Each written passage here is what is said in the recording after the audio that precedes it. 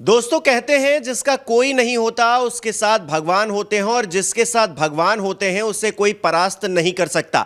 इन दिनों राम कथा वाचक की भूमिका में दिख रहे कवि कुमार विश्वास के साथ भी कुछ ऐसा ही होता हुआ दिखाई दे रहा है।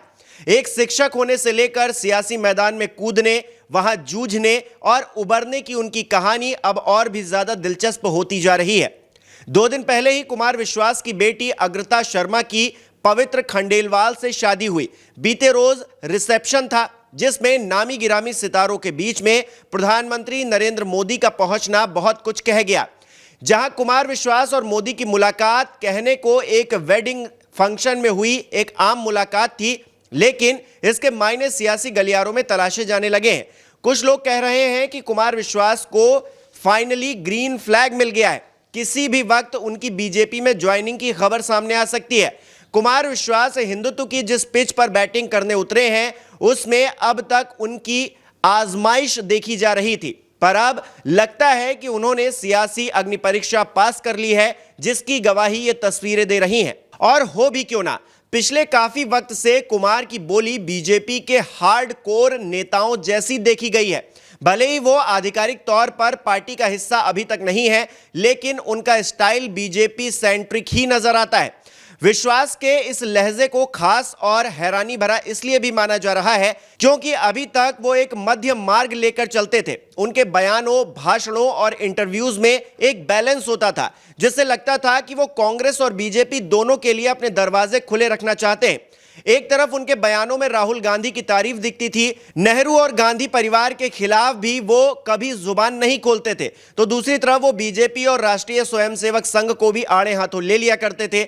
उन्होंने एक बार बाबा रामदेव की भी चुटकी ली, जिसका वीडियो सोशल मीडिया पर खूब वायरल हुआ। इस वीडियो में काव्य पाठ करते हुए कुमार कहते हैं कि मैंने नवरात्रि में उनका नमक खरीदा। मुझे लगता है कि वो अपने प्रोडक्ट्स को ऐसे बेचते हैं जैसे नहीं खरीदा तो सनातन धर्म से उसी दिन इस्तीफा। विश्वास कहते हैं कि उस प्रोडक्ट पर लिखा था कि 25 साल पुराने हिमालय से निकाला हुआ नमक, और नीचे लाइन लिखी थी एक्सपायरी डेट 7 फरवरी। इसी दौरान वो आचार्य बालकृष्ण पर भी तंज कसते हुए नजर आए थे, लेकिन पिछले कुछ वक्त से उन्होंने जो ट्रैक बदला है वो साफ इशारा करता है कि उन्हें क्या करना है और अब उस चाहत को बीजेपी क्या पूरा करने जा रही है। हालांकि ये पहली बार नहीं है जब कुमार विश्वास आलाकमान के इतने करीब नजर आ रहे हो भारतीय जनता पार्टी के। ये सिलसिला लंबे वक्त से चला आ रहा है। खास बात यह है कि अब कुमार विश्वास भी तैयार दिख रहे हैं और भारतीय जनता पार्टी भी। एक और चीज जो गौर करने वाली है वो ये है कि संघ प्रमुख मोहन भागवत हो या फिर प्रधानमंत्री नरेंद्र मोदी, दोनों ने ही कट्टरता के खिलाफ अपना रास्ता बदल लिया है। क्योंकि एक तरफ संघ प्रमुख कहते हैं कि देश में अब मंदिर और मस्जिद विवाद बंद होना चाहिए, तो दूसरी तरफ प्रधानमंत्री मोदी अजमेर दरगाह के लिए चादर भिजवाते हैं, चर्च में जाकर क्रिसमस मनाते हैं। ऐसे में संदेश साफ मिलता है कि चाहे संघ हो या फिर भारतीय जनता पार्टी, इस वक्त दोनों ही अपने बदलाव के दौर से गुजर रहे हैं। पर उत्तर प्रदेश में बीजेपी दूसरे रंग में है।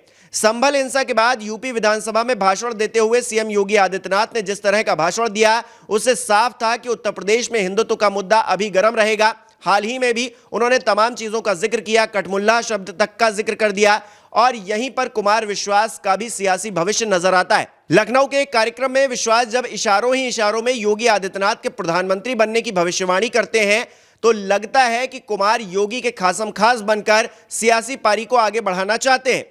कुमार विश्वास का यह कहना है कि वो दिन दूर नहीं है जब योगी आदित्यनाथ केंद्र में आएंगे और तब लोग कहेंगे कि नरेंद्र मोदी कितने अच्छे व्यक्ति थे। यह बयान कुमार विश्वास की लाइन तय करने वाला नजर आता है, क्योंकि कुमार या तो यूपी की सियासत कर सकते हैं या फिर केंद्र की। लोकसभा के चुनाव हाल ही में हुए हैं तो उम्मीद कम है कि वो केंद्र की सियासत करें, पर राज्यसभा वाला आसान रास्ता अभी भी है।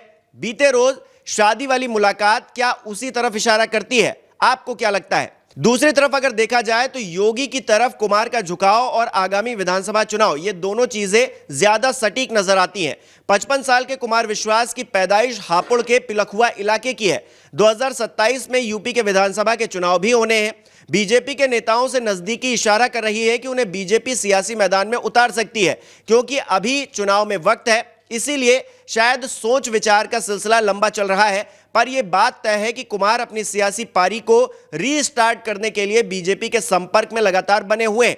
जो हसरत केजरीवाल पूरी नहीं कर पाए वो शायद बीजेपी कर दे और कुमार को सीधे राज्यसभा की कुर्सी ऑफर कर दे, क्योंकि हर नेता चुनाव जीत ले ये संभव नहीं है। चुनावी लड़ाई सिर्फ शब्द बाणों से नहीं जीती जाती है, उसके लिए काफी तामझाम की जरूरत होती है। चुनावी लड़ाई या रेड कारपेट, इस संशय वाली घड़ी के बीच में कुमार विश्वास के लिए संभावनाओं की बहुत गहरी लकीर खींची हुई है, जिसमें उनका सियासी भविष्य तय होना है। आपको क्या लगता है, कुमार कब बीजेपी ज्वाइन करेंगे और करेंगे भी या फिर नहीं?